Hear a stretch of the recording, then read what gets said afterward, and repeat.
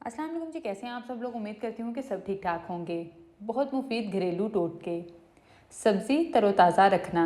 अक्सर क्या होता है, आप लोग सब्ज़ी लाकर रखते हैं, उसको 2 या 3 दिन बाद बनाना होता है तो वो मुरझा जाती है। तो आप ये काम करें, इससे आपकी सब्ज़ी ज़्यादा दिनों तक ताज़ा रहेगी। आप पानी में सिरका मिलाकर अच्छी तरह सब्ज़ी के ऊपर छिड़क दें। सब्ज़ी मुरझाएगी नहीं और ज़्यादा दिन तक ताज़ा रहेगी। बेहतरीन कबाब। जब भी कोई चीज़ मसलन कबाब वगैरह फ्राई करें तो तेल डालने से पहले फ्राइंग पैन आप गरम कर लें, फिर तेल डालकर फ़ौरन कबाब डाल दें। इस तरह से वो पेंदे से चिपकेंगे नहीं। अगर आपके बिरयानी के चावल नीचे से लग जाते हैं तो देगची की तली में दही और ऑयल की तह लगाकर ऊपर से चावल डालें। चावल नीचे से लगेंगे नहीं, क्योंकि चावल बिरयानी को हम ज़्यादा देर के लिए दम लगाना होता है तो इसके लग जाने का ख़तरा ज़्यादा होता है। आप यहाँ तो ये वाली जो है रेमेडी भी इस्तेमाल कर सकते हैं, साथ आप तवे या तवी का इस्तेमाल भी कर सकते हैं। इस तरह से चावल नीचे से लगेंगे नहीं। जला हुआ बर्तन दोबारा चमक उठेगा। अगर सालन बनाते हुए बर्तन जल जाए तो जले हुए बर्तन को साफ़ करना एक मुहाल काम लगता है, और कभी तो लगता है कि पता नहीं ये साफ़ भी होगा कि नहीं। लेकिन आप ये बहुत आसान काम करके जले हुए बर्तन को आसानी से साफ़ कर सकते हैं। इसके लिए आपने थोड़ा सा पानी बर्तन में डालकर चूल्हे पर रख देना है। साथ ही आप इसमें नींबू काट कर भी डाल दें और 3 से 5 मिनट तक बॉयल होने दें।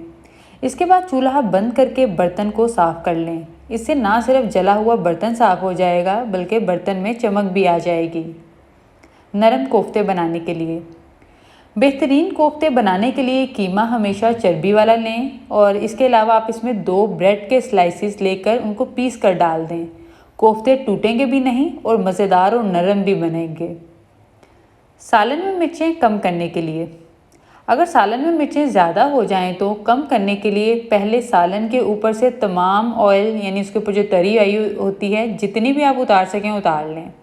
फिर थोड़ा सा ऑयल गरम करके, नया ऑयल आपने ले लेना है, उसको गरम करके सालन के ऊपर से डाल दें। सालन में मिर्चें कम हो जाएंगी। अंडे से तली चीज़ों के लिए। अंडे को जब भी फेंटें, यानी कोई चीज़ तलने के लिए, तो आप इसमें 1 चाय का चम्मच दूध और चुटकी भर बेसन भी शामिल कर दें। फिर इस अंडे से लिपट कर जो भी चीज़ आप तलेंगे वो बेक की हुई महसूस होगी और कोटिंग बहुत अच्छी हो जाएगी, ऑयल भी ज़्यादा जज़ब नहीं होगा। उबले अंडे की पहचान का तरीका। अगर आपने ये देखना हो कि अंडा ठीक तरह से उबला है कि नहीं, तो आप अंडे को पानी में से निकाल कर घुमाएं। अगर ये लट्टू की तरह से घूम जाए तो समझ लें अंडा उबल गया है, और अगर लड़खड़ा कर गिर जाए तो समझ लें कि अभी अंडा कच्चा है। और आज की रेमेडीज़ में से कौन सी रेमेडी आपको अच्छी लगी मुझे कमेंट करके ज़रूर बताइएगा। मज़ीद टिप्स और रेमेडीज़ के लिए चैनल को सब्सक्राइब कर लीजिए, वीडियो को लाइक करें, प्यारे प्यारे कमेंट्स करें। शुक्रिया।